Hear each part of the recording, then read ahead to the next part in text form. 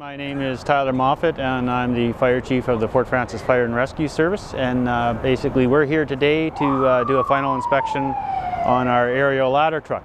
It's replacing a aerial ladder truck that's 35 years old, so we're here at the E1 manufacturing factory.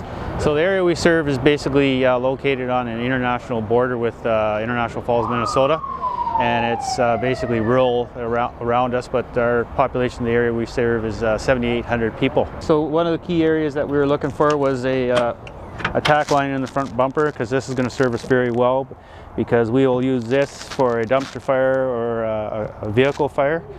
Quick response off the bumper. After we leave the station with our shore power, we can be on scene and we can charge up any of our batteries with this system. That way we maintain all our electronic tools, our jaws of life, and anything else that's electrical. Another beauty thing here is the slide out equipment trays here that we can decide what we're going to put on here. Another thing that we were looking at when we were looking at buying this a ladder truck was it had to be maneuverability, which this is, a fast setup with one set of jacks, and a strong ladder, which it is. It's 2-to-1 safety ratio, high rails, and a wide strong ladder, and that was one of the keys also on that. So the back was the key thing. It's an aerial ladder truck, but it's also the beauty of this truck is the amount of storage of ladders that we can put in here. So we have everything from a 35-foot extension ladder. When you go into this ladder storage areas, we got a 28-footer and a 16-foot roof ladder, as well as this was really cool on this truck is that, you know, we got a 10-foot attic ladder and all, you know, visually looking, you know, what different lengths of pipe poles here. Another beauty about this truck is lots of room to store high vol and 2.5-inch holes too. And what we chose to do on this truck, which was a great option, was actually put doors on. That way you can access the hose bed, so that when you're reloading, say, the high vol hose, no one's up on top. Take a look up here and view the ladder.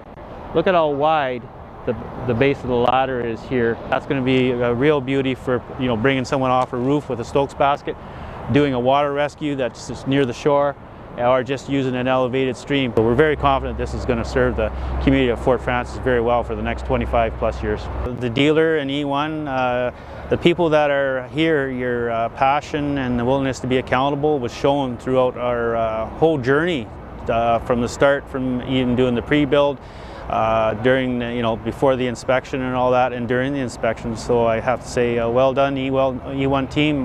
Your passion, your drive, and your rigor and structure here, and your enthusiasm and professionalism is very well done. Obviously, E1, you know, you got a lot of good values and good people here, so we're very well impressed. When we looked at the truck, we couldn't believe how well aesthetically pleasing it was, and just you know, just seeing the setup and how everything was placed, and, you know, when we started using it, and everything from driving it to utilizing the ladder, everything was user-friendly, very maneuverability, and the ladder and setting up the stabilizer are very easy and fast, and that was very amazing from us versus the aerial ladder truck we have to date. So our aerial ladder truck that we have right now is 1988, so it's 35 years old.